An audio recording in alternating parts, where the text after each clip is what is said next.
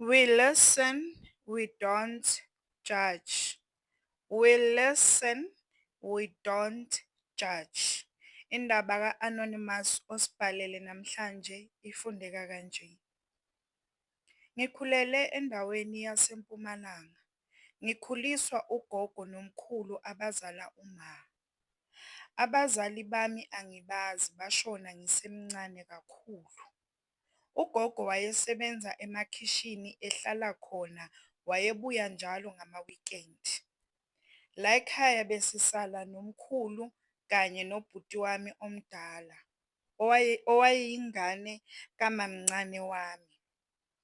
Ubhuti wayengamdala kakhulu kunami ngoba sasishiyana ngo-4 years.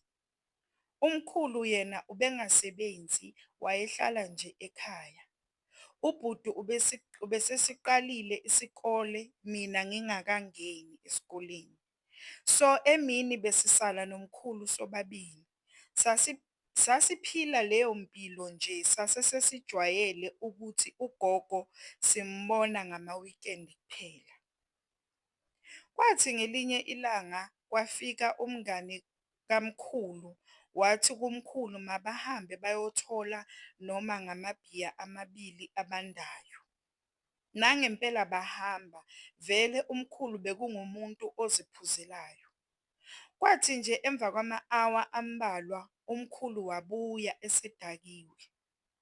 Mina ngangidlala ngaphandle, ngezwa nje umkhulu engimemeza endlini ethi angize ngizothatha imali ngiyothenga amaswidi. Nangempela ngaya, ngathi nje ngingena endlini umkhulu wavala umnyango. Wayephethe intambo ngesandla, wathi kimi angihambe ngiyoyibheka imali ekamelweni lakhe. Ngahamba, kanti umkhulu uyangilandela. Ngathi nje mangingena ekamelweni, umkhulu wavele wangibamba wangijikijela embhedeni, wangibopha izandla ngale ntambo bekayiphethe. Wathatha iduku lagogo wangivala umlomo. Waqeda wangikhumula iphenti, wangidlwengula. Wazitika umkhulu waze waqeda. Wathi makaqeda wangigcokisa iphenti, wangishiya kanjalo ngisaboshiwe, waphuma wahamba, wabuyela la bekabuya khona. Kwathi nje emva kwesikhashanyana umkhulu ephumile, ngezwa umuntu ememeza emnyango. Kanti usisi wakamakhelwane obekajwayele vele ukungithuma. Usisi wathi uma ebona ukuthi akekho umuntu ophendulayo kanti nomnyango uvuliwe, wangena waqalaza endlini ezitshela ukuthi ngilele. Wathi nje engena ekamelweni lakamkhulu wazithela phezu kwami. Wathuka kakhulu wangiqaqa le ntambo nale duku. Nombhede wawugcwele igazi. Wangibuza ukuthi kwenze njani, ubani ongenze kanje. Ngasaba ukusho, ngavele ngathi ngilinyazwe yisitulo. Wathi pho ngiboshwe ubani la? Ngathi ngiboshwe umkhulu. Wathi uphi yena? Ngathi angimazi, uphumile. Wathi okay, asihambe siye ekhaya. Ngasukuma ngathi ngizama ukuhamba kwangahambeki. Kwakubuhlungu, imilenze ayingahlangani. Lo sisi wavele wabona ukuthi angikhoni ukuhamba wangiqubula, wahamba nami kubo. Mayefika kubo wangishiya wahamba wayolanda abanye omama bakamakhelwane. Wabuya nabo wafika wabatshela ukuthi ungithole ngiboshiwe endlini phezu kombhede, nombhede ubugcwele igazi. And mina angifuni ukusho ukuthi kwenzakaleni, kodwa yena usola ukuthi nginukubeziwe. So ucela ukuthi labo mama bangihlole. Nangempela bangihlola labo mama, bathola ukuthi vele ngidlwenguliwe. Babuza-ke labo mama ukuthi ubani ofake into yakhe la kumina. Ngathi akekho, mina ngilinyazwe yisitulo. Wathi omunye umama kimi angikhulume iqiniso uzongipha imali namaswidi. Ngabatshela-ke ukuthi umkhulu ongibophile. Bavele bafonela amaphoyisa kwathi kusalindwe amaphoyisa laba abanye omama baphuma bayobiza abantu. Kwagcwala kulo muzi kwabese kuthunyelwa umuntu oyedwa ukuthi akayobiza umkhulu. Afike athi kuye ucelwa ubaba wakamakhelwane uthi akabuye ngapha bazoshaya ey'bandayo. Phela umkhulu bezithandela utshwala. Nangempela wabuya naye lo muntu kanti namaphoyisa sewafikile. Umphakathi wathi uyazama ukumphuthuma umkhulu abavimba amaphoyisa. Avele amthatha umkhulu amfaka evenini. Kwahanjwa-ke kwayiwa e-police steshi. Masifika e-police steshi kwavulwa icala. Ngathathwa ngayiswa esibhedlela ngayo-check-wa. Kwenzeka konke lokho ugogo akazi ngoba akekho owayekwazi ukumthola ngoba ubengenayo ifoni. Okay, sabuya-ke esibhedlela amaphoyisa asihambisa endlini nalo sisi wakamakhelwane. Kwandlula nje izinsuku ezintathu wabuya ugogo. Wathi nje efika ugogo wabuza ukuthi uphi umkhulu. Ngasaba ukumtshela, ngavele ngathi uzulile angimazi ukuphi. Ngabe sengiyaphuma ngiyobiza usisi kamakhelwane, ngamtshela ukuthi sekakhona ugogo. Ngabuya naye-ke usisi wahlala phansi nogogo wamchazela konke from ekuqaleni. Wamnikeza nezincwadi zase-police steshi. Ugogo wavele wangibiza wathi angilale la phansi angihlole. Nangempela ngalala wangihlola ugogo. Naye wabona ukuthi vele nginukubeziwe. Wavele wakhala ugogo waphuma wagcwala igceke lonke. Kwaze kwafika nabanye omakhelwane bezwa isililo sikagogo. Bafika vele bahlala nogogo phansi bambuza ukuthi since sekwenzeke lesi simo sakazokwenza njani ngathi. Thina sesizosala nobani? Ugogo wathi ngoba angeke akwazi ukuyeka umsebenzi, so uzofonela umamncane azongithatha. Kodwa okwamanje ucela usisi wakamakhelwane angibheke nje okwezinsukwana. Ayi, nangempela kuhambe isikhathi kufike ilanga lokuthi kuyiwe enkantolo. Siye-ke nogogo nabanye omama bendawo. Inkantolo yavele yalihlehlisa icala yathi asiphinde sibuye ngenye i-date.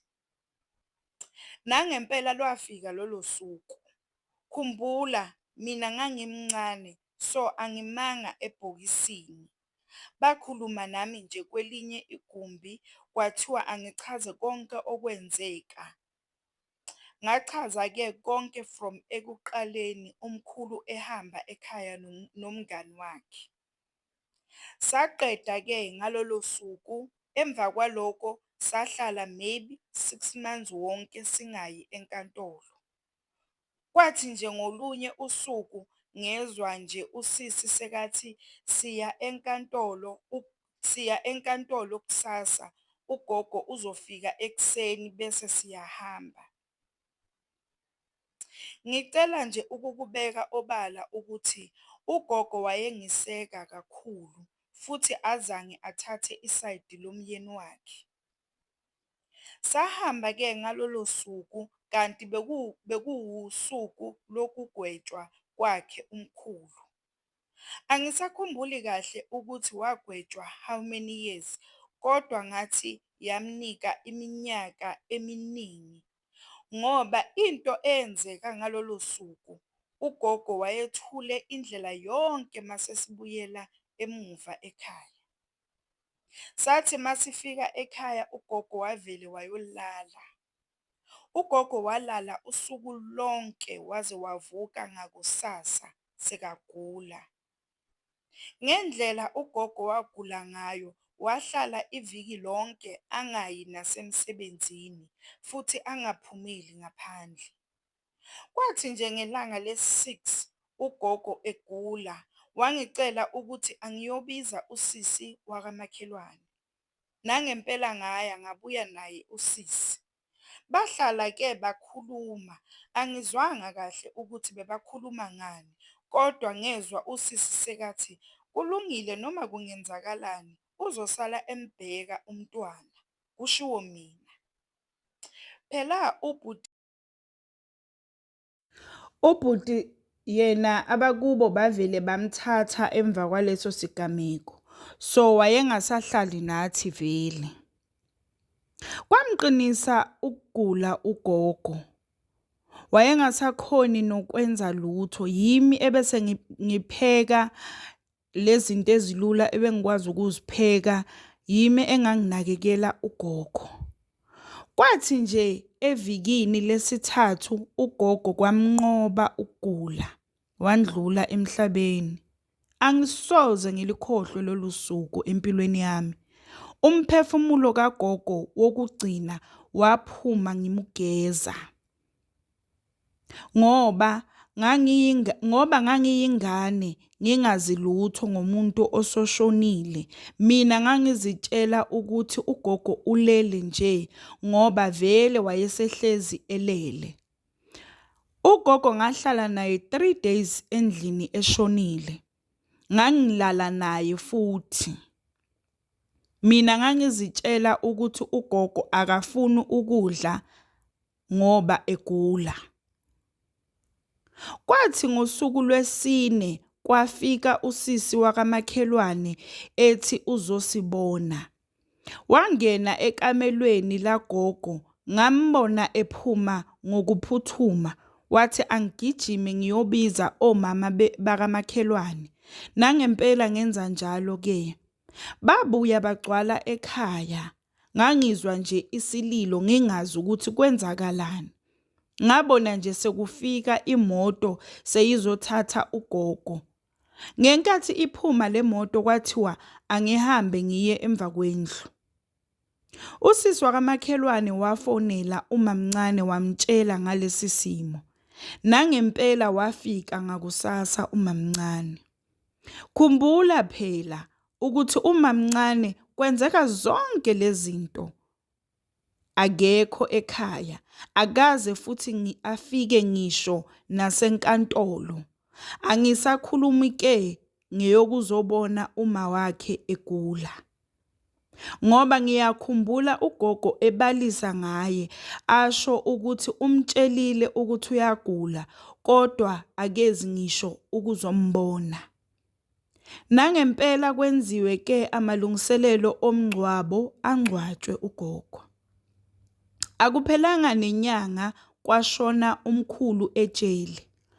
Angazi-ke ukuthi umkhulu yena wangcwatshwa kanjani nini ngoba azange kube khona umngcwabo. Kwagcina nje ngokagogo. Ngenxa yesimo kwaphoqa-ke ukuthi umamncane angithathe ngiyohlala naye eThekwini. Impilo engayiphila laphaya angiyifiseli ngisho nesitha sami.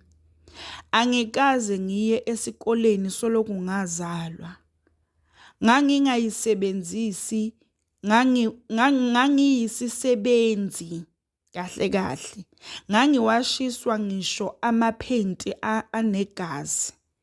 Umamncane wayeshintsha amadoda ngathi ushintsha amasokisi. Wonke lamadoda wakhe wayewachazela ngesimo sami. Wayengithuka nsuku zonke athi yena akanabazali nje kungenxa yami. Asho nokusho ukuthi mina ngahamba ngayolala namadoda ami, ngabuya ngathi ngidlwengulwe ngubaba wakhe. Elinye lalamasoka akhe lathi angeke lona lisakwazi ukuza lapha endlini ngoba mina ngizoze ngithi lingidlwengulile. Okungcono ukuthi umamncane kube uyena oyovakashela lona. Nangempela benza njalo ke, balibele bevakashelana. Kanti umamncane ubhizi uthutha izimpahla zakhe zokugcoka, mina ngazi lutho.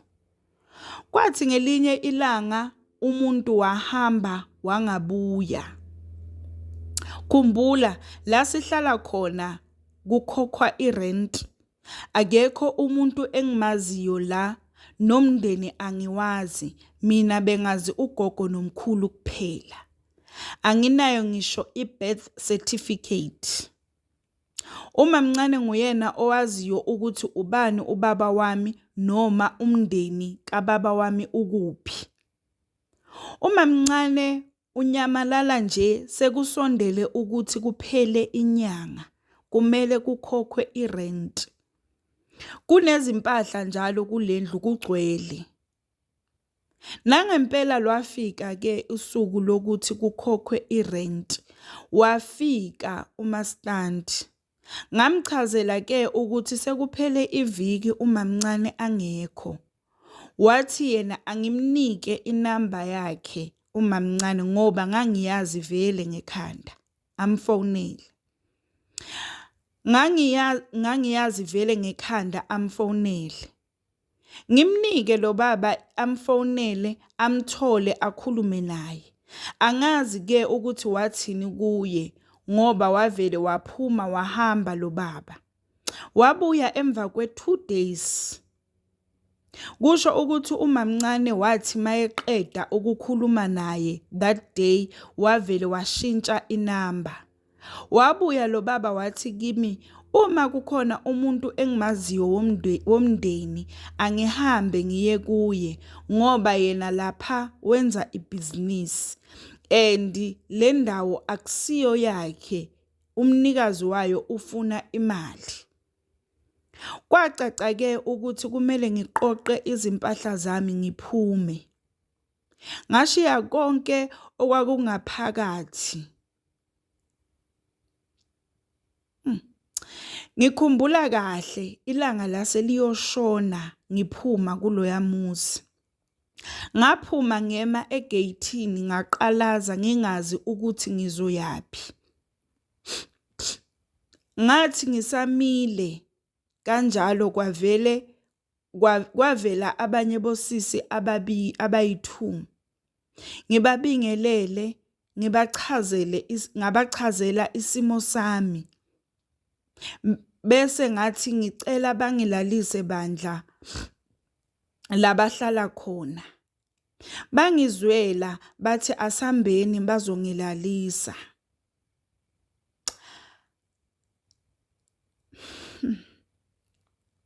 Sahamba nalabo sisi saya kule ndawo abahlala kuyo, kanti angazi ukuthi labo sisi badayisa ngomzimba. Mina ukulala nomuntu wesilisa ngagcina lesikhathi nginokubezwa ngumkhulu.